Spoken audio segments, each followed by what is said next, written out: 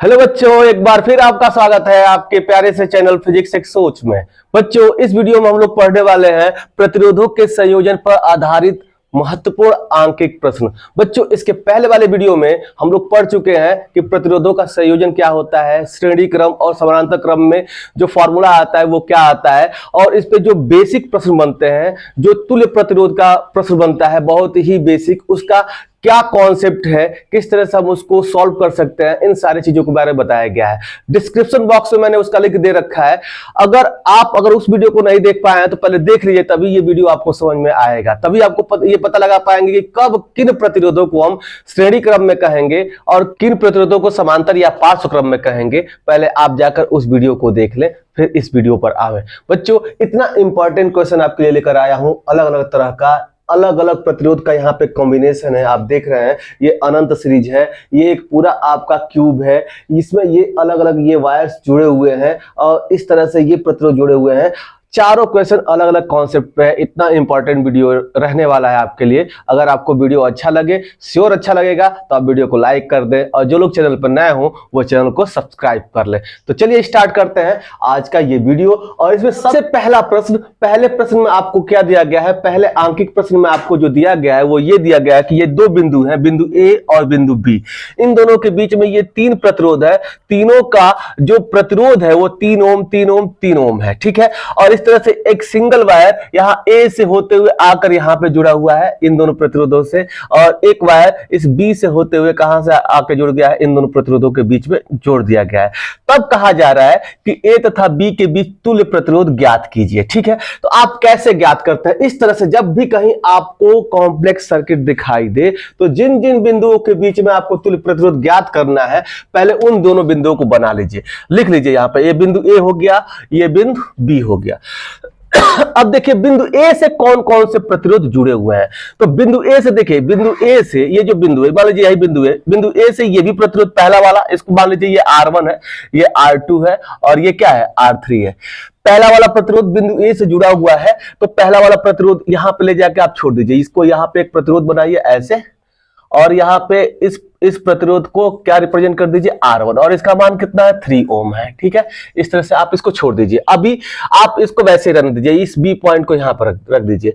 अब देखिए यही ए, इस बिंदु ए से एक तार निकला हुआ आके इन दोनों के बीच में, तो अब ये यही बिंदु तो इस R2 और R3 से भी जुड़ा हुआ है, यानी कि आपका ये जो ए है ये आपका R2 से भी जुड़ा हुआ है, ठीक है। अभी छोड़ दीजिए ऐसे, यहां पर भी ये R2 से भी जुड़ा हुआ है, और यही बिंदु आपका जो ए वो R3 से भी जुड़ा हुआ है, क्योंकि यहां पे आ गया तो इन दोनों के बीच में आ गया, तो R2 से भी इसका जुड़ा हुआ है, इससे भी जुड़ा हुआ है, ठीक है। तो आप यहां पे इसको R3 भी बना दीजिए कुछ ऐसे, ठीक है। ऐसे यहां पे R3 लिखकर छोड़ दीजिए, और सबका मान कितना है, 3 ओम है। तो आप चाहे तो सबका मान 3 ओम लिख सकते हैं यहां पे, ठीक है। अब आप देखेंगे कि ये जो बिंदु B है ना, वो किन किन प्रतिरोधों से जुड़ा हुआ है। तो ये देखिए बिंदु B जो आपका है वो सबसे पहले किससे जुड़ा हुआ है, बिंदु B। अब यहां पे आ जाएगा, तो बिंदु B आपका, मान लीजिए कि यहां से ये बिंदु B से ये स्टार्ट हुआ है, बिंदु B यहां पे आया, तो इससे जो आपका ये बिंदु B से जो प्रतिरोध जुड़े हुए हैं वो सबसे पहले R3 जुड़ा हुआ है। तो बिंदु B को पहले R3, यहां पे R3 है, बिंदु B को पहले किससे जोड़ दीजिए, R3 से जोड़ दीजिए। फिर बिंदु B इस R1 और R2 से भी जुड़े हुआ है, तो अब देखिए ये तार ऐसे आया है, तो ये R1 और R2 से भी जुड़ा हुआ है, तो इस R1 से पहले जोड़ लीजिए इसको, और R2 से भी जोड़ दीजिए ऐसे, ठीक है। अब कह रहा है ए और बी बिंदुओं के बीच में तुल्य प्रतिरोध ज्ञात करने के लिए, तो आपको पता है कैसे हम पता करते हैं, जिस बिंदु से जिस बिंदु के बीच में अगर प्रतिरोध निकालना है वहां से एक धारा स्टार्ट करते हैं। क्या करते हैं, पिछले वाले वीडियो में जाकर देखें, आपको पता चल जाएगा कि कब किन प्रतिरोधों को समानांतर क्रम में कहेंगे, कब किन प्रतिरोधों को सीरीज क्रम में या श्रेणी क्रम में कहेंगे, ठीक है। तो आप यहां पे देखेंगे, अगर यहां से कोई धारा स्टार्ट होता है तो इस बिंदु पर आने के बाद ये धारा इन तीन दिशाओं में क्या हो जाएगा, बढ़ जाएगा, और जहां पर भी धारा विभाजित हो जाता है, डिवाइड हो जाता है जिन प्रतिरोधों के लिए, वो प्रतिरोध समानांतर क्रम में कहलाएंगे। तो ये तीनों समानांतर क्रम में है, और समानांतर क्रम के लिए जो तुल्य प्रतिरोध का फॉर्मूला होता है 1/R इक्विवेलेंट इक्वल टू क्या होता है, 1/R1 plus 1/R2 plus 1/R3, और यहां से लिखेंगे तो 1/R इक्विवेलेंट इक्वल टू क्या हो जाएगा, 1/3 R1 के स्थान पर 3 है, R2 के स्थान पर भी 3 है और R3 के स्थान पर भी 3 है, तो 1/R इक्विवेलेंट इक्वल टू कितना हो जाएगा? ये तीनों को जोड़ेंगे, एलसीएम तो सेम रहने वाला है, तो ये क्या हो जाएगा? 3/1/3 है, तो 3/3 हो जाएगा, जोड़ने के बाद कट जाएगा और इसकी वैल्यू, अब मान लो दोनों ऊपर नीचे 1 1 है। अब ये याद रखिएगा कि इसको हमेशा ऊपर लेकर जाना है। यहां तो ये आया तो एक तो आप लिख सकते हैं R इक्विवेलेंट, लेकिन मान लीजिए कि 1/R इक्विवेलेंट इक्वल्स टू 1/2 अगर कहीं आए तो आप यही उत्तर लिख देते हैं। ये उत्तर नहीं होगा बच्चों, ये R इक्विवेलेंट को ऊपर लेकर जाना पड़ेगा, बटे 1 और 2 को ऊपर और 1, तो इस केस में 2 उत्तर हो जाएगा। क्योंकि इसमें दोनों ऊपर नीचे 1 ही है, तो R इक्विवेलेंट को अगर आप ऊपर भी लेकर जाएंगे तो ये 1/1 ही रहेगा, यानी कि जो आपका तुल्य प्रतिरोध हो जाएगा वो कितना हो जाएगा? 1 ओम का हो जाएगा। इन सब का जो तुल्य प्रतिरोध होगा वो कितने ओम का हो जाएगा? 1 ओम का हो जाएगा। तो ये आपका आंसर हुआ, आप इसको नोट कर लें।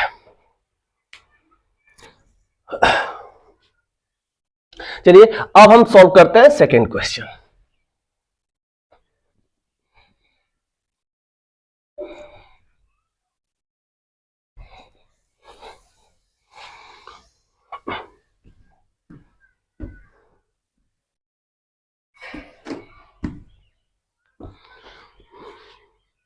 बच्चों इस सेकेंड क्वेश्चन में भी कुछ वैसा ही है। कह रहा है कि बिंदु ए दिए गए चित्र में बिंदु ए तथा जी के बीच तुल्य प्रतिरोध ज्ञात कीजिए, जबकि सारे प्रतिरोधों का जो वैल्यू है वो 2 ओम है। सब पे जो प्रतिरोध जो लगा हुआ है वो कितने लगा हुआ है? 2 ओम का लगा हुआ है। ये एक आपका घन है और इसके सारे भुजाओं में एक एक प्रतिरोध लगा हुआ है, जिस सबका जो प्रतिरोध है वो कितना है? 2 ओम है। ठीक है, तो ए और जी के बीच में आपको क्या निकालना है? तुल्य प्रतिरोध ज्ञात करना है। तो सबसे पहले हम क्या लिखेंगे बच्चों? ए यहां लिखेंगे, ए, और जी को यहां लिख देंगे। ये बिंदु ए यहां पे है और जी यहां पे है। ठीक है, अब उसके बाद हम देखेंगे कि ये ए किन किन बिंदुओं से जुड़ा हुआ है। ये ए किन किन बिंदुओं से जुड़ा हुआ है? तो देखिए ए और बी के बीच में एक प्रतिरोध है, ए और एफ के बीच में एक प्रतिरोध है और ए और डी के बीच में एक प्रतिरोध है। अब डायरेक्टली जो जुड़ने वाला इसका बिंदु है, ए से बी, एफ, डी, ये 3 जुड़े हुए हैं। तो आप यहां पे क्या लिख लीजिए? बी एफ डी, यहां पे एक बिंदु लिख लीजिए और ये बिंदु रिप्रेजेंट करेगा किसको? ये बिंदु आपका रिप्रेजेंट करेगा बी एफ डी को। मतलब कि इस बिंदु को ये तीनों मानिए कि ये तीनों ये बिंदु है, बी एफ डी है। ठीक है ना, इस बिंदु को हम बी एफ डी कहेंगे। वैसे ही आपका जी किससे जुड़ा हुआ है बच्चों? आप देखिए जो आपका जी जुड़ा हुआ है, ये पहले तो ई से जुड़ा हुआ है, फिर यहां एस से जुड़ा हुआ है और फिर यहां पे सी से जुड़ा हुआ है। ठीक है ना, तो आप ये देखेंगे तो ई एच सी से जुड़ा हुआ है ये आपका जी बिंदु। तो इसके पास में ये लिख लीजिए, इसके पास में ये आपका एक पॉइंट है और ये जो जी इससे जुड़ा हुआ है, ये यहां पे कौन कौन से बिंदु मानेंगे आप? यहां पे ई, सी और क्या है? ई, सी, आप यहां पे देख सकते हैं। एक मिनट, इसको ठीक से लिख दिया जाए। जैसे आप यहां पे ई लिखेंगे, ठीक है ना, और आप देख सकते हैं ये ई तो लिख ही दिए, और उसके बाद से ये कौन सा जुड़ा हुआ है? इसके बाद से एच जुड़ा हुआ है इससे, और उसके बाद से एक और कोई बिंदु आपका जुड़ा हुआ है, ई एच और सी जुड़ा हुआ है। ठीक है, तो इस बिंदु को मान लीजिए कि ई एच सी लिख दिए। ठीक है ना, ई एच सी, ई सी एच कुछ भी लिख सकते हैं, कोई दिक्कत नहीं। इस बिंदु को हम वही मानेंगे, आप इस बात को ध्यान में रखेंगे। अब देखिए कितना आसानी से इस पूरे का आप तुल्य प्रतिरोध ज्ञात कर सकते हैं, बस ये पॉइंट बना देने से। आपको ध्यान में क्या रखना है? पहले बिंदु ए को लिखिए। ए से जो भी बिंदु, ए से बी जुड़ा हुआ है, ए से एफ जुड़ा हुआ है और ए से डी जुड़ा हुआ है, तो बी एफ डी आपने यहां लिख दिया। वैसे ही जी से देखिए कौन कौन से जुड़े हुए हैं, तो जी से अभी देख रहे हैं आप कौन कौन सा, ये सी ई एच या ई एच सी जुड़ा हुआ, कुछ भी लिख सकते हैं, मतलब तीनों ये जुड़ा हुआ है, तो इस बिंदु को सी एच सी आपने लिख दिया। ठीक है, अब चलिए जो जो प्रतिरोध जैसे जैसे जुड़ा हुआ है, मान लीजिए कि ये बिंदु ए से, बिंदु ए बी से जुड़ा हुआ है, तो एक प्रतिरोध ए और बी के बीच में कुछ ऐसा बना दीजिए। ए और बी के बीच में एक प्रतिरोध हमने बनाया और लाकर इसको बी से जोड़ दीजिए, तो ये बी से जुड़ गया ये प्रतिरोध, और इसका वैल्यू कितना है? 2 ओम है। ठीक है ना, अब ए से एक और प्रतिरोध किससे जुड़ा हुआ है? ए से एफ से भी, तो ये बिंदु एफ को भी बता रहा है, तो एक और प्रतिरोध यहां पे जोड़ दीजिए। ये क्या हो गया? ये एफ से भी जुड़ गया, और यही ए आपका डी से भी जुड़ा हुआ है, 2 ओम का प्रतिरोध देखिए यहां पे है, तो यहां पर भी ये 2 ओम का प्रतिरोध है, तो ऐसे लिख लीजिए, और यहां पर भी इसको क्या लिख दीजिए? एक प्रतिरोध बना दीजिए, और ये भी कितने ओम का है? 2 ओम का, इससे जोड़ दीजिए, ये इससे जुड़ गया। ठीक है, अब देखिए कि इसका बी, इसमें किसी से जुड़ रहा है क्या? तो आप देखिए बी को ध्यान दीजिए, बी किससे किससे जुड़ा है? तो बी ई से जुड़ा है और बी सी से जुड़ा है। ध्यान देखिए, बी ई से भी जुड़ा है और बी सी से भी जुड़ा है। तो आप बहुत आसानी से देख सकते हैं यहां पे ई और सी, ये बिंदु किसको बता रहा है? ई और सी को बता रहा है। तो आप बी को जोड़ दीजिए, बी से ये प्रतिरोध निकालिए कुछ ऐसे, आप बी एफ डी यहां पे है तो यहां पे थोड़ा इसको छोटा लिख लीजिए, बी एफ डी यहां पे है, ठीक है। तो एक प्रतिरोध बी से यहां पे निकला हुआ है और किससे जुड़ा हुआ है? बी से निकला और ई से जुड़ा। तो देखिए एक बिंदु यहां पे ई है, इसमें ई है तो ये मान लीजिए एक प्रतिरोध है, तो यहां पे 2 हम लिख देंगे। एक प्रतिरोध बी से निकला, फिर से ये बी से एक और प्रतिरोध निकला और ये किससे जुड़ा होगा? सी से। तो बी से निकला एक प्रतिरोध यहां पे और यहां पे ये बिंदु किसको बता रहा है? सी को बता रहा है। तो इसको एक और 2 ओम का प्रतिरोध इसको आप क्या कर लीजिए? लिख लीजिए। तो अब देखिए बी एक और से जुड़ा होगा ए से, तो ये ऑलरेडी ये बना चुके हैं। ये ए और बी के बीच में एक प्रतिरोध हम क्या कर चुके हैं? दिखा चुके हैं। ये प्रतिरोध ए और बी वाला है, तो ठीक है। अब बी से तो हमने खत्म कर लिया। अब देखेंगे यफ किससे किससे जुड़ा हुआ है? यफ किससे किससे जुड़ा हुआ है? तो अब आप यफ देखिए, यफ आपका एच और ई से जुड़ा हुआ है और ए से जुड़ा हुआ तो ऑलरेडी ए वाला तो दिखा दिया चुका है। ए और एफ के बीच में एक प्रतिरोध यहां दिखा दिया गया है। तो एफ ई और एच से जुड़ा हुआ है, तो ई और एच यहां पे है, तो एफ वाला यहां से स्टार्ट कीजिए एक प्रतिरोध और इससे ले जाके जोड़ दीजिए, ये भी 2 ओम का है, ठीक है। सब 2 ओम के है, कोई दिक्कत नहीं है। और ये आपका क्या हो गया? एफ से तो आपका क्या हो गया? एफ से ई जुड़ गया और एफ से एच वाला दिखा दीजिए, एक और प्रतिरोध यहां दिखाइए, ये H से जाकर जुड़ गए। देखिए इसमें H है, सब 2 ओम के प्रतिरोध है, ठीक है। वैसे ही आपका देखिए अब जो आपका बच्चा इसमें D किससे जुड़ा हुआ है? तो D यहां कहां पे है? D यहां पे D H से जुड़ा हुआ है और C से भी जुड़ा हुआ है। तो देखिए इसमें H और C है तो 2 प्रतिरोध और जोड़ दीजिए इसमें, ये 2 ओम और एक और 2 ओम का प्रतिरोध यहां पे आपने क्या कर दिया? जोड़ दीजिए ये यहां पे। देखिए कितना आसानी से आपका क्वेश्चन सॉल्व हो जाएगा, ठीक है। और उसके बाद से अब आप क्या देखेंगे कि अब ये जी किससे किससे जुड़ा हुआ है? जी इन तीनों से जुड़ा हुआ है। तो अब जी और इन तीनों के बीच में कॉम्बिनेशन दिखा दीजिए। तो मान लीजिए कि ये ई किससे जुड़ा हुआ है? देखिए इसके बाद अभी किससे जुड़ा हुआ है? ई जी से जुड़ा हुआ है, ठीक है, ई जी से। तो एक प्रतिरोध ई और जी के बीच बना दीजिए, एक प्रतिरोध ये ई और जी के बीच, ये भी 2 ओम का है, सब 2 ओम के हैं। अब देखिए एच किससे जुड़ा हुआ है? एच तो इन दोनों से तो आपने देख ही दिया। अब एच जी से भी जुड़ा हुआ है, तो एच और जी के बीच में एक और प्रतिरोध बना दीजिए, ये भी 2 ओम का, ठीक है। अब देखिए आपका ये सी किससे जुड़ा हुआ है? तो सी तो 2 से हो ही गया, बी सी का बी और डी से तो हो ही गया। अब जी से भी जुड़ा हुआ है तो जी के बीच में भी एक सी और जी के बीच में भी एक प्रतिरोध बना दीजिए 2 ओम का, ये 2 ओम का हो जाएगा। अब बच्चों अगर आप देखेंगे ये बिंदु ए है और ये सपोज कि ये धारा यहां से चलेगी तो ये तीनों में इस तरह से क्या होगी? बटेगी, ठीक है। तो ये तीनों प्रतिरोध किसमें हो जाएंगे? किस कॉम्बिनेशन में हो जाएंगे? पैरेलल कॉम्बिनेशन हो जाएगा। फिर ये तीनों आकर यहां पे क्या होंगी? ये तीनों धाराएं यहां पे आके मिल जाएंगी। तो जो धारा इसमें गई और वही यहां पे 6 भागों में बढ़ जाएगी। तो ये 6 किस कॉम्बिनेशन में हो जाएंगे? किस संयोजन में हो जाएंगे? ये 6 प्रतिरोध फिर से पैरेलल कॉम्बिनेशन में हो जाएंगे और ये फिर से 6 धाराएं आकर यहां पे क्या हो जाएंगी? मिलेंगी इस बिंदु पर। तो फिर से अब ये यहां पे 3 भागों में डिवाइड होगी तो फिर से ये तीनों एक दूसरे से पैरेलल हो जाएंगे। तो क्या होगा? मान लीजिए कि ये ए से एक आपने ये प्रतिरोध, ये तीनों मिलकर, ये तीनों के ये समानांतर क्रम में हो गए या पार्श्व क्रम में हो गए, तो इनका जो तुल्य प्रतिरोध होगा वो मान लीजिए कितना हो गया? ये आर डैश हो गया। अभी आर डैश का मान निकाला जाएगा। ये तीनों मिलकर अब एक नया प्रतिरोध बना दिया और इसका मान कितना हो गया? R dash. ये 6 मिलकर एक नया प्रतिरोध बना दिया और इसका मान लीजिए इसका मान कितना है? आर डबल डैश है। और वैसे ही ये तीनों मिलकर एक नया प्रतिरोध बनाया और इसका मान कितना हो गया आपका? आर ट्रिपल डैश हो गया, ठीक है। अब हमारा काम क्या है कि इन तीनों की वैल्यू निकाल दीजिए। और देखिए जो धारा यहां से चली है, फिर से जो धारा यहां पे चली है इन तीनों बटी, फिर आप यहां पे आके मिल गई है ऐसे, ठीक है ना। यहां पे आके इस बिंदु पर मिल गई, फिर यहां पे बटी है इसके लिए 6 के लिए, फिर आके यहां पे मिल गई है, यानी कि ये धारा आके यहां पे जी पे ऐसे समाप्त हो जाएगी। तो अब इसका जो तुल्य आएगा, इसका जो तुल्य आएगा और इसका जो तुल्य आएगा वो किस कॉम्बिनेशन में हो जाएगा? किस संयोजन में हो जाएगा? वो आपके श्रेणी क्रम में हो जाएगा। तो पहले आर डैश निकालना जरूरी है। अब R dash, R double dash और आर ट्रिपल डैश किस में हो जाएगा? श्रेणी क्रम में हो जाएगा। तो उसको तो बाद में निकालेंगे, पहले हम आर डैश की वैल्यू निकालते हैं। तो 1/r डैश इक्वल टू कितना हो जाएगा? 1/2, यहां पे आप लिख लेंगे 1/2 धन 1/2 धन 1/2। अब इसी को लिखेंगे तो 1 में r डैश, इन सबको जोड़ दीजिए तो कितनी बार 1/2 है, 3 बार है, तो आप क्या लिख सकते हैं 1/r डैश इक्वल टू 3/2। तो अब देखिए, अब आपको r डैश का मान निकालना है ना, 1/r डैश थोड़ा निकालना है, तो इसको ऊपर लेकर जाएंगे r डैश अपान 1, मतलब कि एक नीचे लिखे कोई फायदा नहीं है, r डैश का अगर केवल मान निकालेंगे तो ये 2 ऊपर हो जाएगा, जो नीचे है वो ऊपर, जो ऊपर है वो नीचे हो जाएगा, तो ये 2/3 हो जाएगा।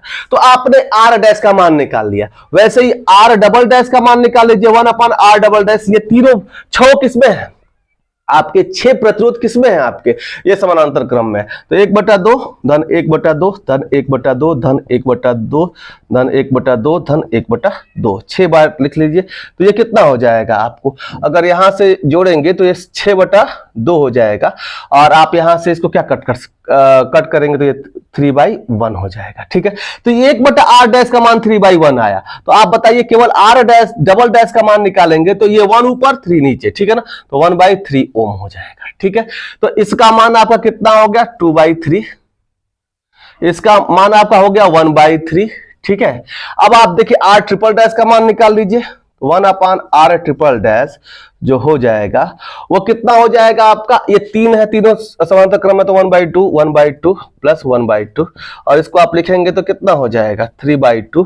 तो ये 1/r ट्रिपल डैश 3/2 है, तो r ट्रिपल डैश कितना हो जाएगा आपका 2/3 हो जाएगा। तो आप इतने ओम का ये r ट्रिपल डैश आपने निकाल दिया, कितना 2/3 ओम का। तो अब देखिए ये तीनों किस क्रम में है, ये तीनों श्रेणी क्रम में है। तो अब सबका तुल्य प्रतिरोध, ये तीनों श्रेणी क्रम में है, तो सबका तुल्य प्रतिरोध कितना हो जाएगा, R इक्विवेलेंट कितना हो जाएगा, इन सबको generally R dash plus R double dash plus R triple dash, इसको लिख देंगे। तो एक कितना है 2/3, एक कितना है 1/3, फिर 2/3, सबका एलसीएम कितना हो जाएगा, सबका एलसीएम आपका हो जाएगा 3 है, तो 3 रहने दीजिए।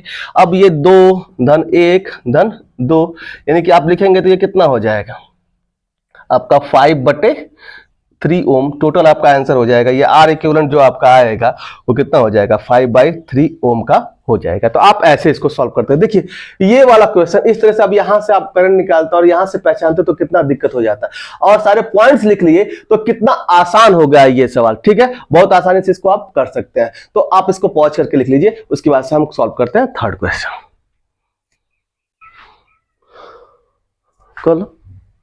कैसा आपने किया बच्चों। अब हम थर्ड क्वेश्चन सॉल्व करेंगे। थर्ड क्वेश्चन में क्या कह रहा है, देखिए बच्चों, ये एक अनंत सीरीज दिया गया है। ये कहा गया है कि ये सारे जो प्रतिरोध हैं वो कितने हैं 1 ओम के हैं। ठीक है ना, आप कुछ ऐसे जुड़े हुए हैं, कुछ ऐसे। ठीक है, तो ये केवल इतने ही प्रतिरोध नहीं है, इसके साथ ये सीरीज अनंत तक गई है। कहां तक गई है, अनंत तक। तो सबसे पहले आपको कुछ बातें बतानी है कि अगर कोई अनंत है, अनंत में कुछ भी आप जोड़ दीजिए, XYZ कुछ भी जोड़ दीजिए या घटा दीजिए। मान लीजिए अनंत में अगर दो जोड़ेंगे तो ये अनंत ही रहेगा, अनंत में अगर 2 घटाएंगे तो अनंत ही रहेगा ये। ठीक है, अगर आप मान लीजिए अनंत में जो ये इन्फिनिटी होता है अपरिभाषित होता है, अगर इसे 2 से मल्टीप्लाई करेंगे या किसी भी संख्या से, अगर यहाँ पे x मान लीजिए कि एक आर्बिट्रेरी है, x है, x तो वो अनंत ही रहने वाला है। अगर अनंत में आप किसी चीज से भाग भी देंगे x से तो वो अनंत ही रहने वाला है, कोई बदलाव नहीं होने वाला है। ठीक है, तो मान लीजिए कि ये आपका जो सीरीज है वो कैसा सीरीज है, अनंत सीरीज है। और इन सीरीजों में मान लीजिए कि इस तरह से ये सेट बने हुए हैं, ये 3-3 का, ये 1 2 3 जैसा ये 1 1 1 यहाँ पे 1 1 1 यहाँ पे, ऐसे 1 1 1 1 है, ऐसे ये अनंत बार जोड़ा गया है। तो अनंत बार जोड़ा गया है, तो एक बार और ऐसे जोड़ लेने से क्या हो जाएगा, कोई फर्क पड़ेगा, नहीं फर्क पड़ेगा। तो बच्चों सबसे पहले मान लीजिए कि जितने भी प्रतिरोध दिए गए हैं, जिस भी क्रम में जोड़े गए, इन सारे प्रतिरोधों का जो तुल्य प्रतिरोध है वो कितना है, R है। मान लीजिए अनंत तक जो ये सीरीज है इसका टोटल प्रतिरोध कितना है, R है।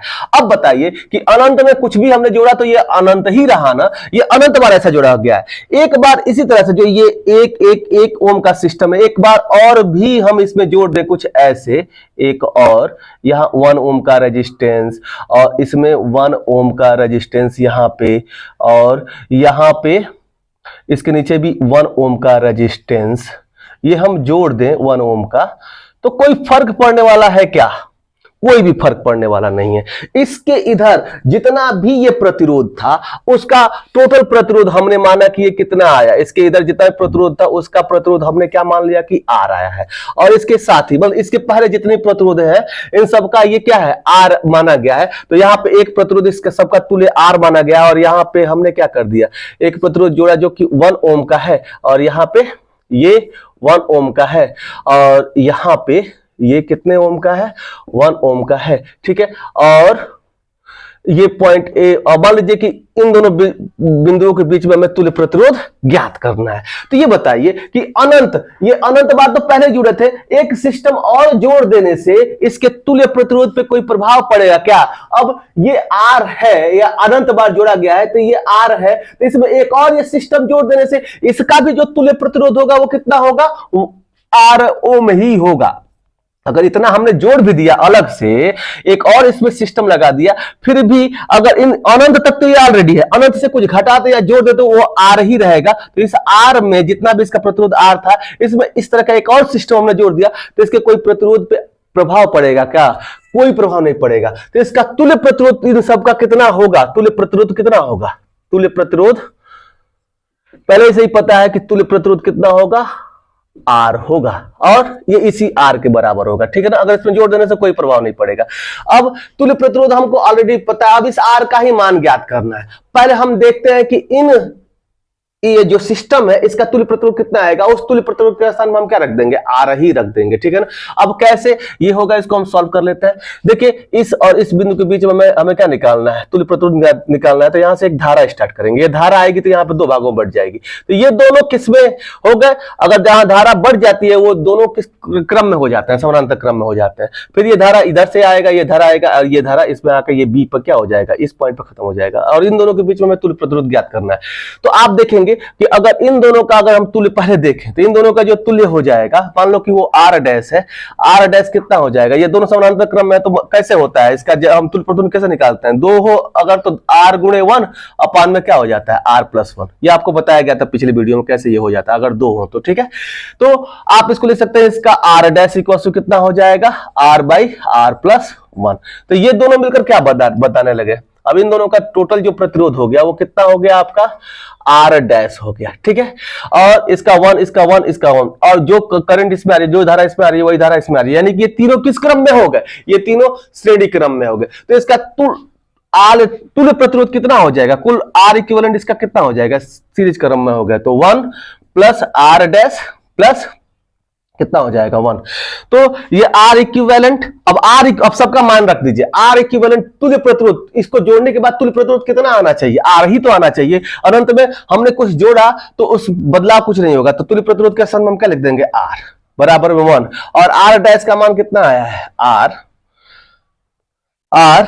अपान में आर प्लस 1, ठीक है। ये तो आर डैश के बाद अगर ये जो अभी मैंने 1 लिखा इसको अगर इस 1 में जोड़ दिया जाए तो ये क्या हो जाएगा 2 हो जाएगा। तो इसको हम क्या लिख दिए 2 लिख दे, इसको इसमें जोड़ के 2 लिख दिया।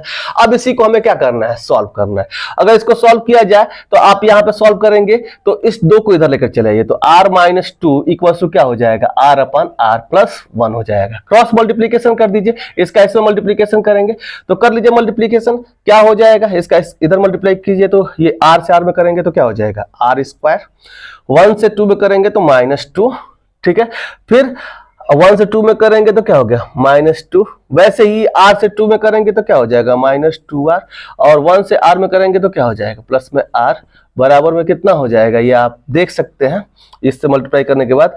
अब ये तो इधर कर लिए, अब यहाँ पे क्या बचेगा r बचेगा।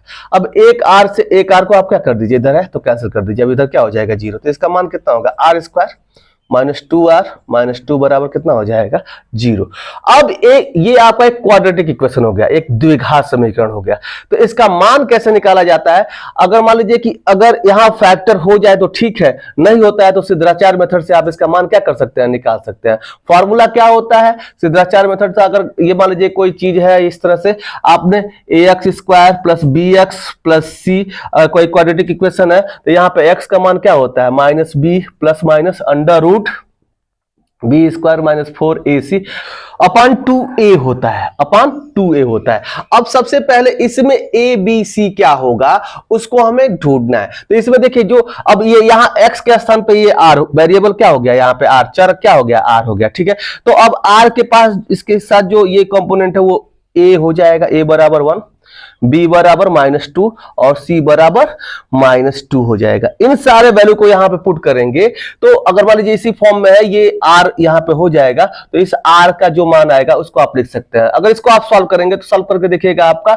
3.7 ओम आता है। इससे ये वैल्यू कितना आएगा, 3.7 ओम आएगा।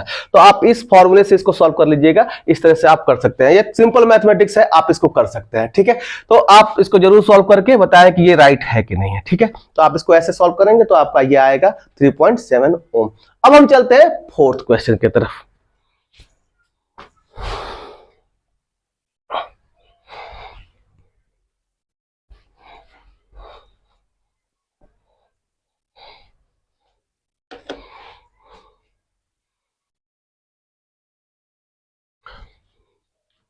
बच्चों अब ये चौथा क्वेश्चन में क्या करना है, आपको कुछ इस तरह से आपके प्रतिरोध दिए गए हैं और इसमें ए तथा बी के बीच में तुल्य प्रतिरोध ज्ञात करना है। तो आपको कोई दिक्कत नहीं है, आप इस तरह का क्वेश्चन कर चुके हैं, ठीक है। अभी आपको बताया जा चुका है, आप इसको खुद कर सकते हैं।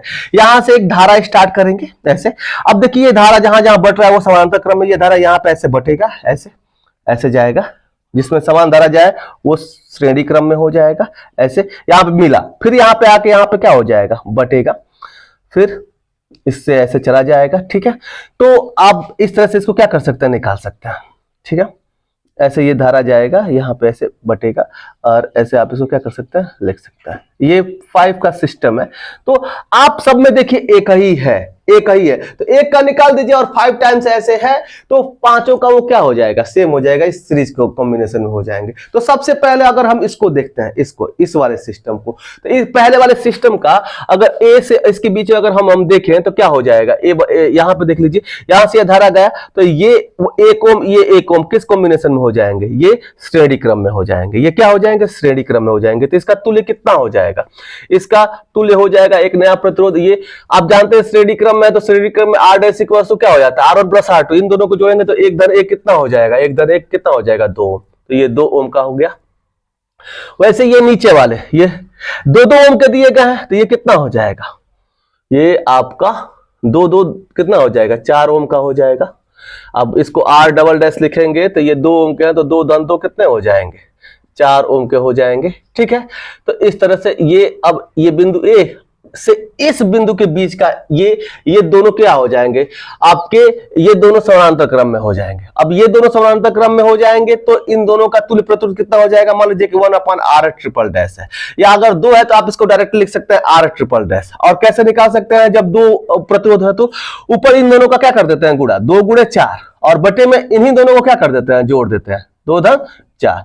तो ये कितना हो जाएगा, 8/6 कटेगा, तो ये कितना हो जाएगा, 2 से कटेंगे तो 2 चौको 8 और 2 तिहाई 6, तो ये कितना हो जाएगा, 4/3। तो r ट्रिपल डैश का मान कितना आ गया, 4/3। अब देखिए जैसा ये सिस्टम है वैसा ही ये सिस्टम है, तो इसका भी 4/3 आएगा, इसका भी 4/3 आएगा, और ऐसे ही इसका भी 4/3 आएगा। और ये सब इसका मान लीजिए कि एक r ट्रिपल डैश आया, इसका एक प्रतिरोध ये r ट्रिपल डैश आया, और इसका मान कितना है आपका 4/3 है। वैसे ही इसका भी कितना आएगा, मान लीजिए कि एक प्रतिरोध यहां पे इसका उन चारों का मिलकर एक बनेगा, वो r4 डैश हो जाएगा, और इसका जैसे ये है वैसे ये है, तो इसका भी कितना हो जाएगा, 4/3 ही हो जाएगा। वैसे ही इसका भी कितना हो जाएगा, 4/3 ही हो जाएगा। r5 डैश कितना हो जाएगा, 4/3 हो जाएगा। वैसे ही अंतिम वाले का इसका कितना हो जाएगा, r6 डैश कितना हो जाएगा, 4/3 हो जाएगा। और ये सब किस में हो जाएंगे, श्रेणी क्रम में हो जाएंगे, ये सब किस में हो जाएंगे, श्रेणी क्रम में हो जाएंगे। तो इसका R इक्विवेलेंट तुल्य इसका प्रतिरोध निकाला जाएगा, तो सब श्रेणी क्रम में हो जाएंगे, तो सब जुड़ जाएंगे, R triple dash, R4 dash, R5 dash plus R6 ऐसे लिख देंगे। तो सबका अगर वैल्यू जोड़ेंगे तो 4/3 प्लस 4/3 प्लस 4/3 प्लस 4/3, सबको जोड़ेंगे तो कितनी बार 4/3 है, 4 टाइम्स से 4/3, तो 4 इंटू 4/3। अगर इसको जोड़ेंगे तो आर इक्विवेलेंट कितना हो जाएगा, मल्टीप्लाई कर लीजिए, ये 16/3 ओम हो जाएगा। ठीक है ना बच्चों, ये बहुत इंपॉर्टेंट क्वेश्चन थे।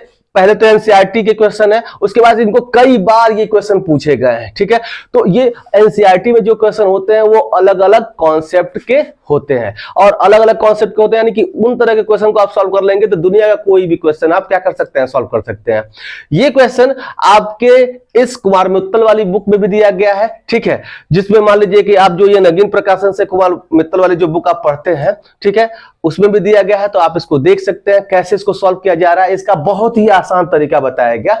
अगर आपको ये वीडियो अच्छा लगा हो तो वीडियो को लाइक कर दे, और जो लोग चैनल पर नए हो वो चैनल को सब्सक्राइब कर ले। आज के वीडियो में बस इतना ही, मिलते हैं अगले वीडियो में, तब तक के लिए जय हिंद।